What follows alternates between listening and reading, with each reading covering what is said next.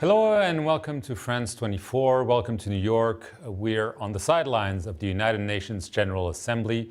And our guest today is the new president of Kenya, William Ruto. Thank you very much. Thank you very much.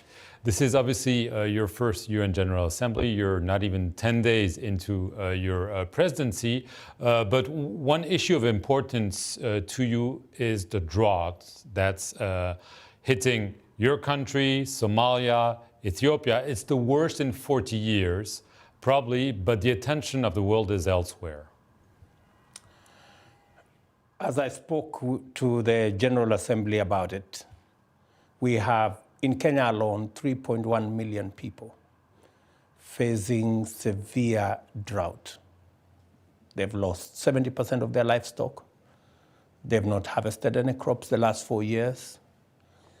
And it's really serious. In fact, it has forced us to reorganize our budget so that we can do more of relief, provide food, provide water, to alleviate the situation. Otherwise, people are faced with real grave danger. Starvation? Starvation, yes.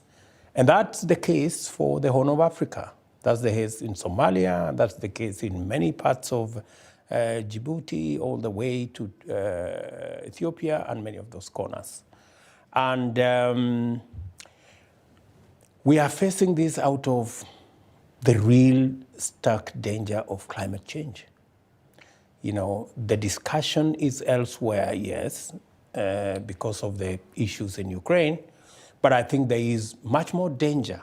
Much more people are facing real danger in many parts of Africa.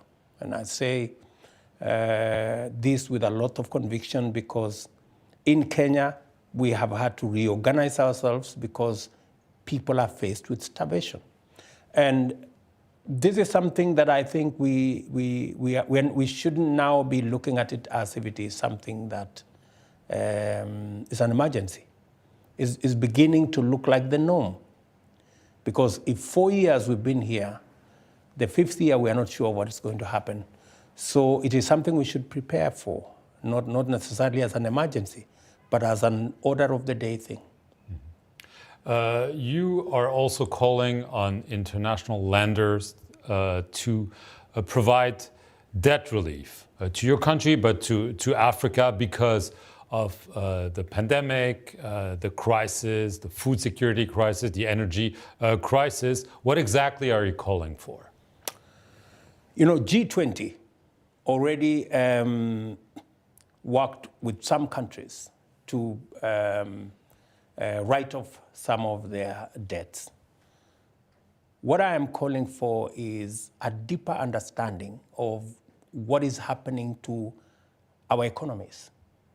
Because from the pandemic, you come to very high food prices, very high cost of living, the war in Ukraine that has changed the whole dynamic about supply of grain, about supply of fertilizer.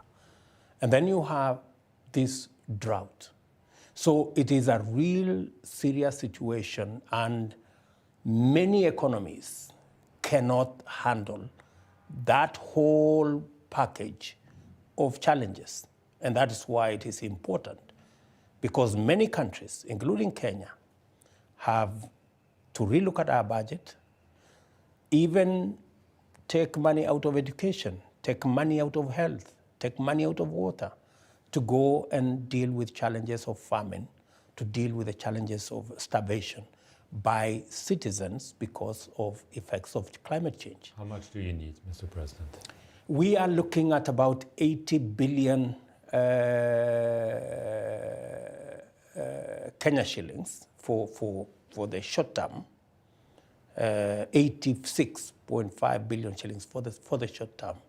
And we are looking at almost 500 billion shillings in the long term. And that's just for Kenya. You know, if you're looking at the Horn of Africa, if you're looking at every other place where you have that challenge, that's why I'm saying this is no longer a country-by-country challenge. This is becoming a multilateral challenge. And therefore, multilateral institutions, multilateral lenders, the G20, the Security Council, must apply its mind to this grave situation.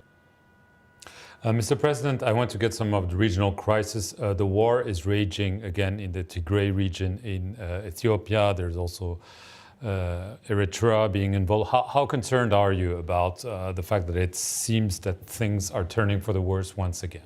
We are very concerned, because that's our neighborhood. Whatever happens in Ethiopia gets to Kenya. We are the two largest economies in that corner, and therefore a faltering Ethiopia weakens Kenya. Mm-hmm. And therefore it's important for us to get involved. And that's why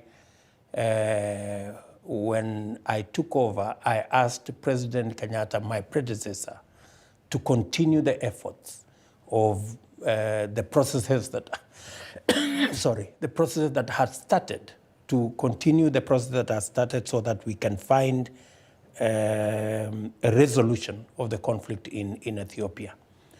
I have since had a discussion with President Ramaphosa. I have had a conversation with Prime Minister Abiy himself. I have had a conversation with Thabo Mbeki. And yesterday, I had a conversation with Secretary Blinken on the kind of framework and mechanism that we can put in place to address the challenge of Ethiopia. I am confident that under the AU framework, with the support of President Obasanjo and President Uhuru Kenyatta, and all other actors, we should be able to bring the sides to the table at the earliest possible opportunity, because that war is costing humankind. And that war makes the whole of the Horn of Africa a very slippery and very dicey place. You mentioned President Kenyatta. People were very surprised that you appointed him as an envoy to Ethiopia, also DRC, given the bitter rivalry between you two. Why did you do this? Because I'm different. Than he is? And I believe that President Kenyatta brings value to the processes in Ethiopia and in DRC. And what was there between me and him was a competition. And it was not even a competition. It was not even a competition between me and him. It was a competition between me and the person he supported. And being a democracy, we are mature enough to understand that we can compete, but we don't have to be enemies. We can compete and still become compatriots. And precisely that is why I think, because President Kenyatta brings value to the process in Ethiopia and DRC, he should continue to provide that process. He should continue to provide leadership. Having supported me or not supported me notwithstanding, because that's a process that is passed. I am now president. I am the person in charge. When things fall apart, it will stop at my desk. And I want the best for my region. I can only be effective in doing what the people of Kenya want if the region is not a problem. If somebody else can help me with the regional issues so that I can concentrate my energy and effort and time on sorting out the issues Kenyans want me to do, I think that's the right decision. Right. Speaking of regional issue, Kenya has been involved directly. Somalia. Kenyan troops have been there 15 years, I believe. There's no horizon for bringing them back. Al-Shabaab continues to issue threats. You're now the president. You're now in charge. Can you tell the Kenyan people when those troops will come back? Are you saying they'll stay there as long as we need them there? Those troops will come back home as soon as we're done with the assignment that we have in Somalia. 15 years, Mr. President. It's been 15 years. I appreciate. We've been there with many partners. I think there is light in the horizon. I think with the election of President Hassan, who I have met twice now, he has a much more clearer view of where we need to go. I think he's more committed to fighting Al-Shabaab, and his resolve is clear to many of us who are in that space. We are working with partners, including the US, including other partners that are involved in Somalia, so that we can stabilize Somalia. An unstable Somalia leads to a very dangerous situation for all of us. It breeds terrorists, it breeds instability, and it affects Kenya. So you're not giving a date for Kenyan troop withdrawal? The people of Kenya, the people of Kenya want us to do it yesterday, but they also appreciate that our being in Somalia is not necessarily because of Somalia.